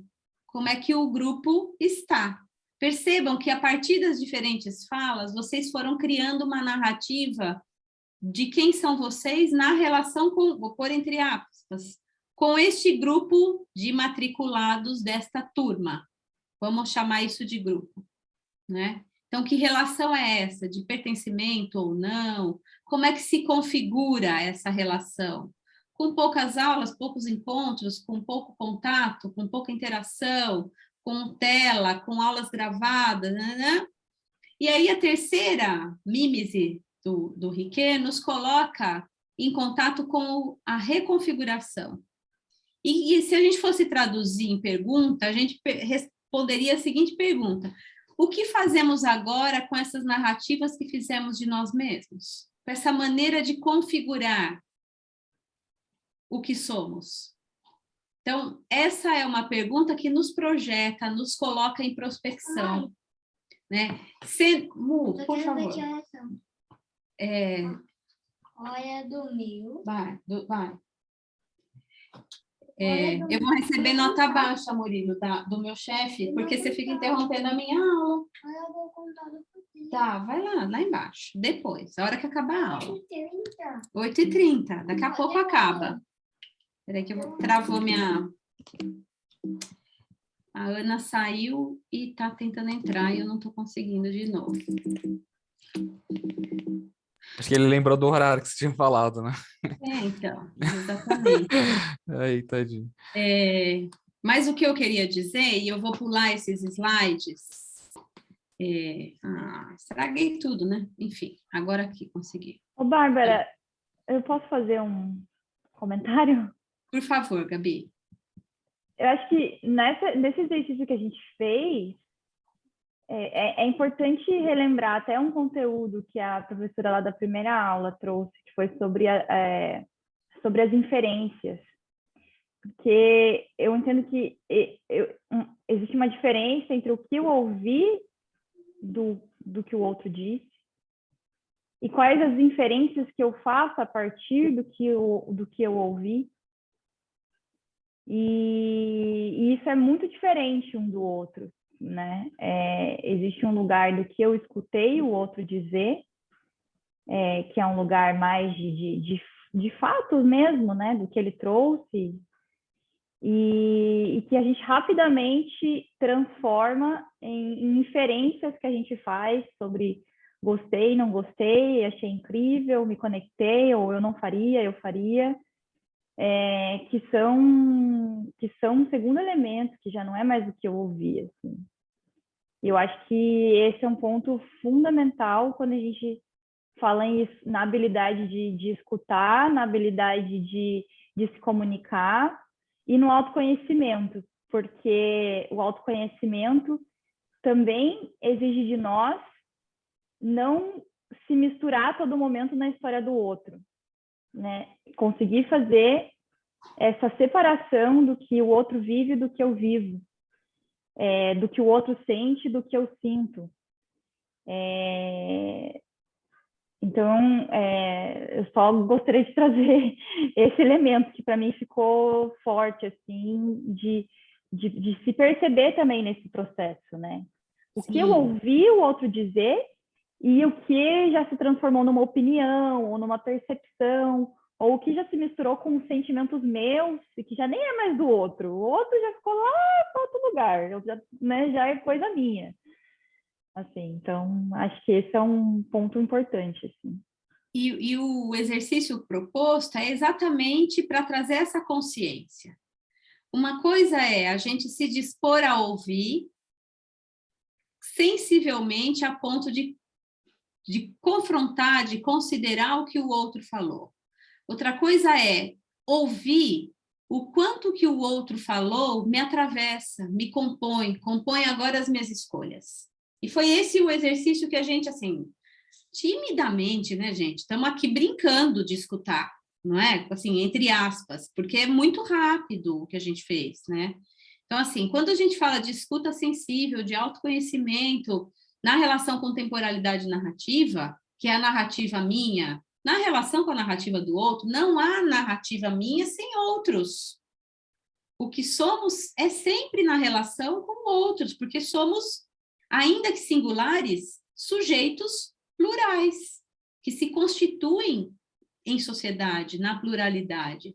Agora, é muito importante esse movimento de reconhecimento da escuta ou do aprimoramento da escuta para a gente sair daquilo que a gente pode se compreender enquanto amálgama. Não, eu não sou mais um... Sabe quando a gente vai fazer... Eu gosto da analogia com o chocolate. Vamos fazer ovo de Páscoa. Aí pega um chocolate meio amargo, uma parte, e um chocolate ao leite. Aí você começa a derreter. Depois que amalgamou, você não sabe mais qual é o sabor de um e de outro. Tá ali, ó, misturadão. Agora, o exercício da escuta de si, o que tem como intencionalidade? Romper com a ideia de amálgama social. Enquanto eu estou na coletividade, eu não me perco.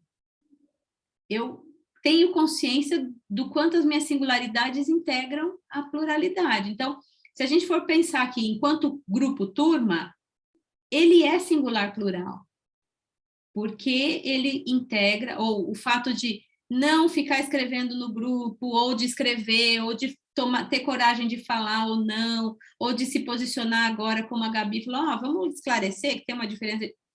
Isso é marcar a singularidade num contexto que é plural. Então, a provocação que eu trouxe aqui para vocês, para a gente começar a esquentar os motores da escuta de si, é nessa perspectiva. Vamos escutar. Escutar quem? Escutei. O outro disse isso. Quando eu vou dizer, a fala do outro me pauta, me marca nesse sentido, mas tem um terceiro movimento que é o que fazemos agora com que os outros, e os outros estamos nós nos outros, fizeram conosco. Então, a terceira retórica rickeriana nos coloca nesse movimento né? A favor da incompletude, a favor do, não da negação do amálgama, mas da possibilidade de não ser amálgama, mas de se reconhecer singular em pluralidades. É esse o convite que a escuta de si faz, né? E é esse o convite que a gente aqui no curso faz. Vamos fazer um processo de vida profissional a partir do movimento da escuta e da escrita de si e de pautar, de considerar o que a gente chama de experiências formadoras, né? Para isso, o módulo vai seguir na perspectiva de vocês se mapearem as cascas que os compõem, na perspectiva de que, na medida que vai desvendando essas cascas, vocês vão ganhando autoria numa relação com a autonomia, né? E a sequência que vocês vão ver das aulas gravadas os coloca nessa perspectiva aí. Uma primeira aula gravada que vai pautar o conceito de experiências formadoras, e vocês vão, em toda a aula, receber um desafio como esse, para se escutarem mais, para escavarem mais. Então, pensando no movimento de mudança, você está impulsionando a mudança ou sendo conduzido pela mudança? Essa é a provocação da aula, da primeira aula gravada. Na segunda aula, a provocação é que vocês façam um exercício de biografização na relação com o curso.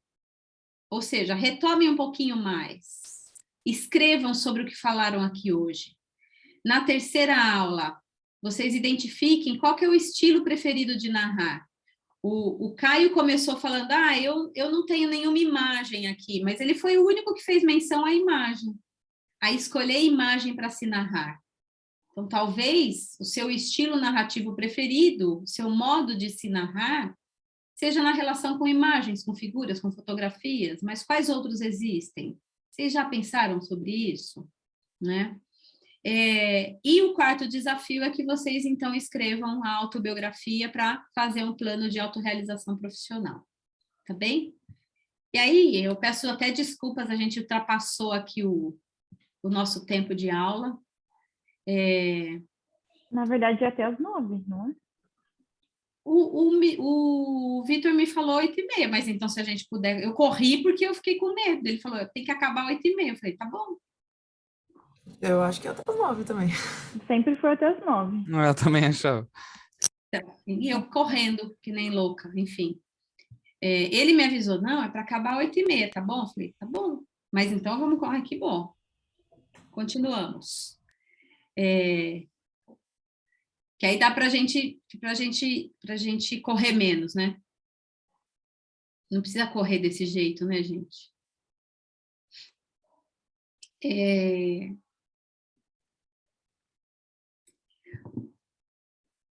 O que eu acho que é importante que a gente tenha em perspectiva é que, quando a gente fala de processo, projeto de vida, de autorrealização profissional, a gente tem possibilidades diversas.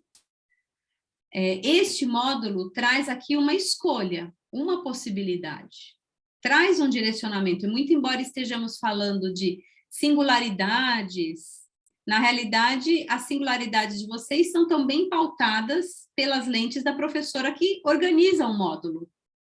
Então, pelas minhas referências, pelas minhas leituras, pela minha intencionalidade pedagógica, né? Vocês poderiam ser conduzidos, mobilizados a estruturar um projeto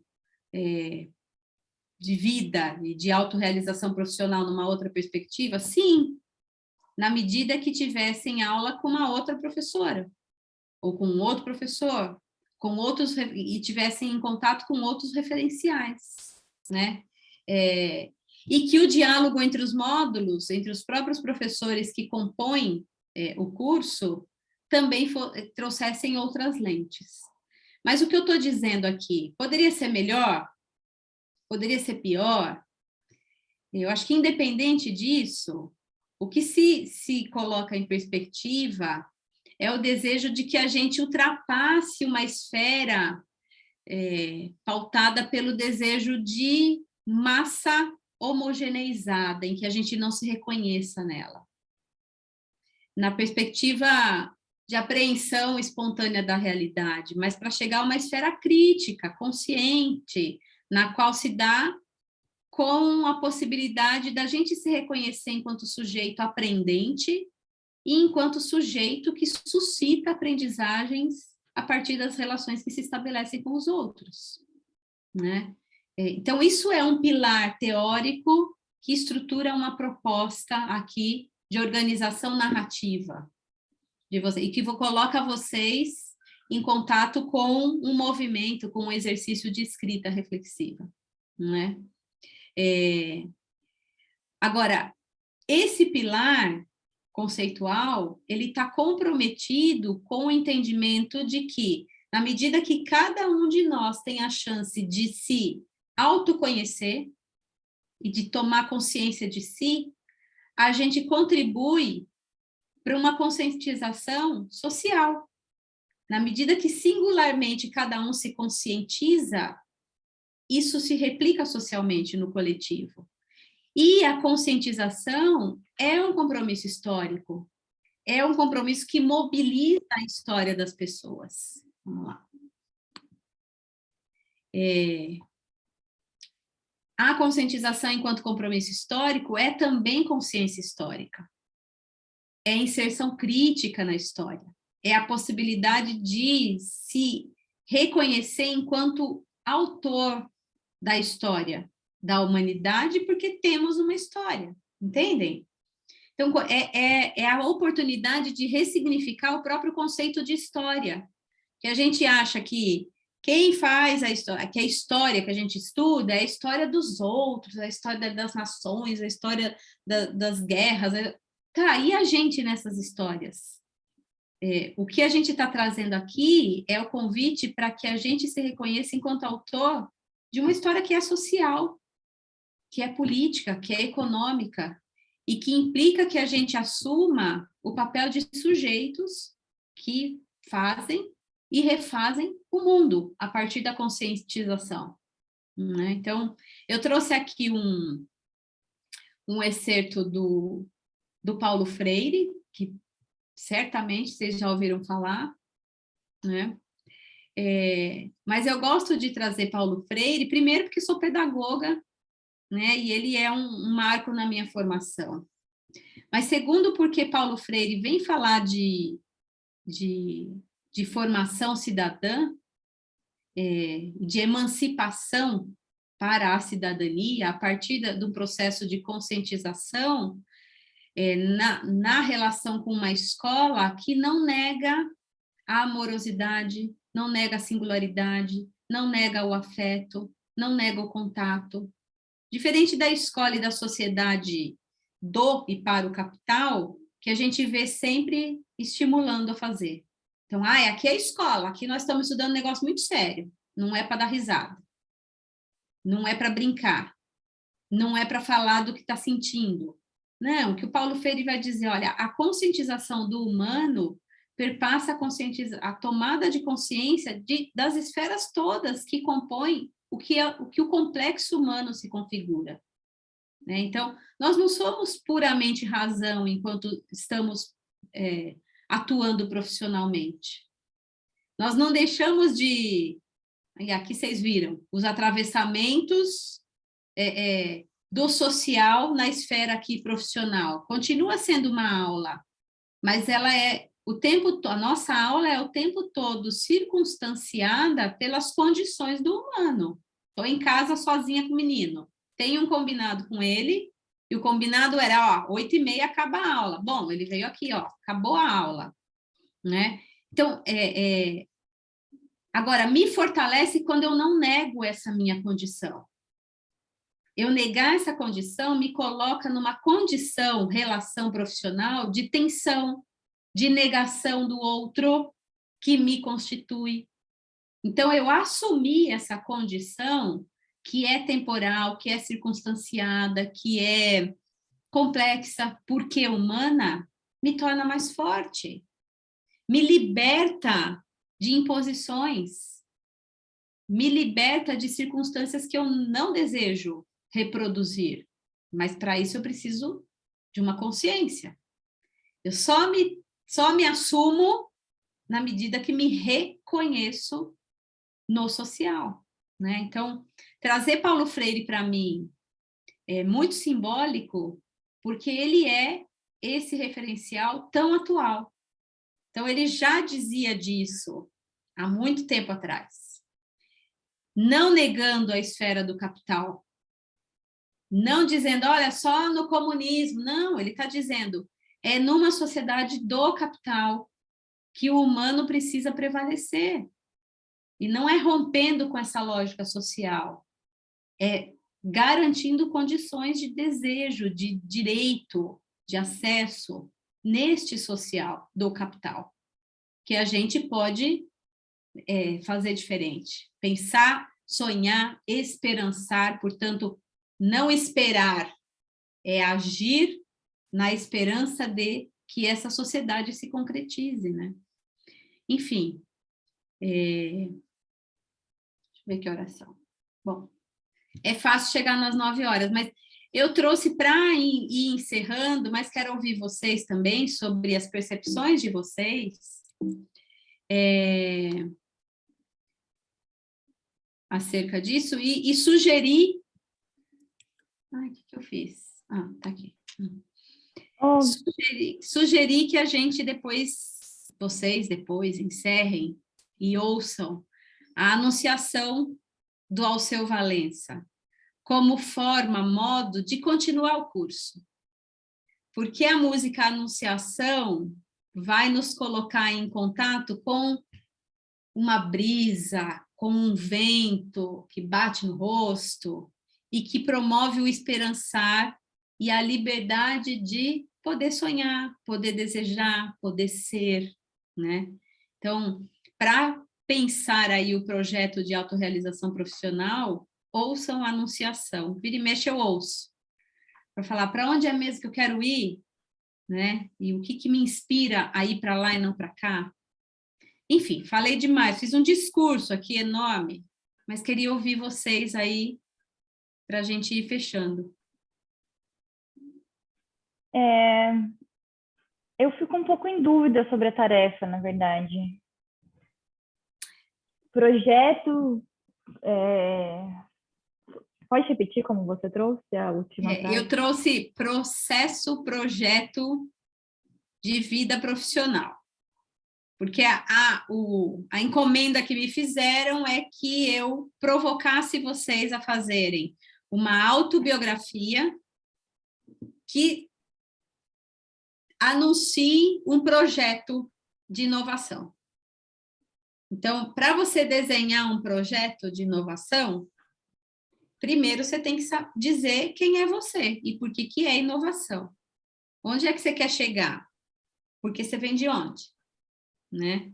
E como essas reflexões, esse contato, ainda que incipientes, porque é um curso de curta duração, que traz provocações à leitura, que traz aí provocações ao diálogo, mas é um curso incipiente porque é inicial. Para onde ele te leva? O que ele promove em você? Então, a tarefa final tem a ver com isso. Em você escrever sua autobiografia para depois você falar, olha, o meu projeto de autorrealização profissional inovador é esse, mas ele parte de mim, ele parte de quem eu sou, ele parte da identificação daquilo que é a minha marca, é a minha singularidade. Esse é o compromisso do módulo. Dá condições de vocês fazerem escavações. Agora, o nível da escavação, a dimensão, o que vocês vão escavar, são vocês que vão escolher, não tem o roteiro. Não tem, tem que ter a dimensão disso, não tem. Vocês é que vão pautar. Quem são as pessoas que te constituem? Quais são os ciclos de formação que mais marcaram? Quais são os livros que vocês leram que mais influenciam nesse momento do agora? Quais são os episódios que te trazem até aqui? Enfim, não tem um roteiro fechado. E não tem por que a gente está falando aqui de singularidade, né? Da possibilidade de ser diferente num coletivo, sem deixar de ser um coletivo, né? Então, assim, para além da questão do pertencimento, Gabi, integra uma turma. Então, assim, o que significa estar nessa turma? Ou o que esse curso fez comigo na relação com o que eu ouvi nessa turma? Ainda que eu não tenha... O que significa o silêncio dos outros? O silêncio é voz. O silêncio diz. Então, como é que eu escuto o silêncio? Então, a tarefa é um pouco por aí, de trazer provocações. Vocês vão ver que as aulas têm, cada uma delas, uma provocação. O conjunto das provocações encaminha vocês para o exercício do autobiográfico e do projeto, tá? Eu distribuí as comandas no diálogo com as aulas, que não são longas, são pequenininhas. Acho que é isso. Esclareceu, Gabi?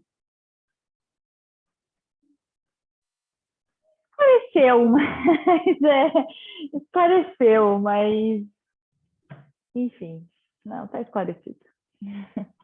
Então, assim, entendam como é uma tarefa que eu realmente acho que a gente não foi estimulado a se formar como grupo nas primeiras aulas. Então, essa é a primeira vez que a gente está, tipo, se reconhecendo, e aí eu não me sinto tão implicada, assim, no curso para fazer um projeto de vida com base no curso, sabe? Não, eu mas posso você não tem que fazer com base no grupo. Um projeto de vida, né? Esse exercício de projetar coisas que eu vejo no futuro, mas eu tenho dificuldade quando se coloca assim, a partir do que eu vivi aqui, porque essa é a primeira vez que a gente está, de fato, trocando. Sim, mas aí eu acho que você traz uma questão muito importante para esclarecer. Um projeto de vida, ele não começa aqui no curso. Ele começa em você buscar o curso, por exemplo, o que te traz até o curso. Então, a ideia de pautar o curso, eu não tenho como não fazer um link com o curso, porque é o curso que está te dando essa tarefa. Você já tinha, antes de entrar no curso, o compromisso de fazer um projeto de autorrealização, um projeto, entregar como tarefa? Não tinha. É o curso que coloca essa condição. Então, é um projeto que é circunstanciado, porque ele tem as condições de assistir à aula, de fazer a leitura, se tem recomendação de leitura, de ouvir ou não o colega, enfim. Mas não é em função do grupo de alunos, mas é do grupo curso que eu estou dizendo. Então, o que o fato de você agora integrar este curso, que se compõe na relação com um grupo de pessoas que têm intenções diferentes ao buscar esse curso, mas como é que esse curso compõe esse seu movimento de fazer você agora escrever sobre si e de se projetar? Então, você não tem o compromisso de fazer referência ao que o outro disse ou o que não disse. Eu acho que a sua provocação é ótima, porque quando você fala, olha, eu não me vejo pertencendo a um grupo que não interage, você está dando características de um grupo. Você está descrevendo uma relação, um modo de relação. Então, isso é circunstancial. E isso integra esse processo de te convidar ou te dizer, olha, tem agora uma tarefa que você vai fazer aí na sequência das aulas para a obtenção do certificado. Que é isso também. Agora, para além da obtenção do certificado, como é que a gente pode tirar proveito desse movimento de escuta de si, que se dá na relação com a escuta dos outros, de mim com os outros, de como eu me relaciono com os outros?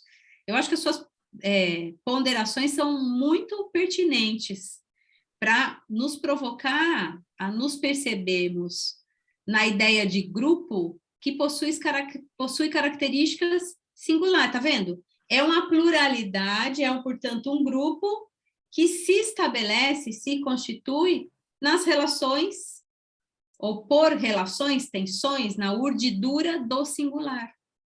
É disso que Ricoeur fala. Então, fazer uma narrativa sobre o que está acontecendo comigo tem a ver com o que eu escolho narrar sobre como eu me relaciono com o que está acontecendo agora e na relação com a tarefa. Acho que agora melhorou a partir da sua provocação. Então, assim, a provocação, o convite que eu faço a vocês é que, para além da tarefa, olhem para a oportunidade de olharem para si, como uma oportunidade que te leva para algum lugar. Então, como é que vocês escolhem matar no peito essa oportunidade que se apresenta? Porque aí são escolhas, você pode escolher fazer a tarefa, você pode escolher mergulhar lá no fundo, você pode escolher trazer as provocações para o grupo, cutucar o grupo, falar, e aí, gente? É aí. Então, são escolhas. Então, acho que é isso. Acho que é isso. Tá bom? Vou pôr aqui só o link da anunciação que eu escolhi para vocês.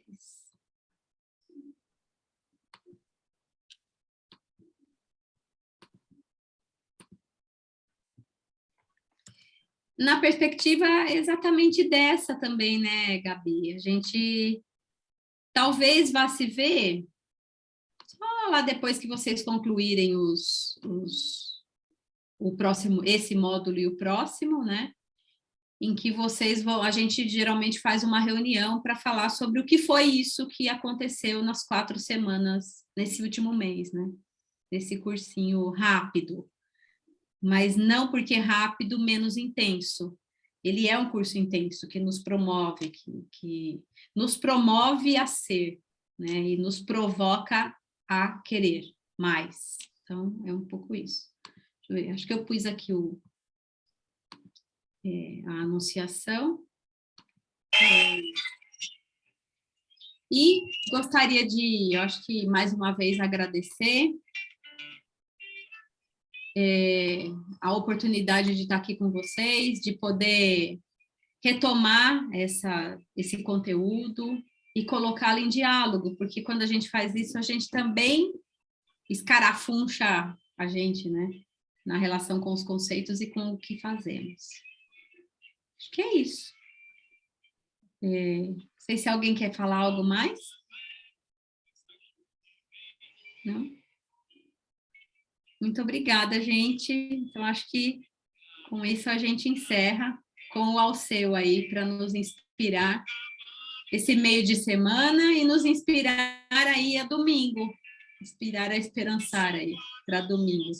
Tá bem? Espero revê-los, espero que tenha contribuído e trazido algumas questões para vocês pensarem, para mobilizar.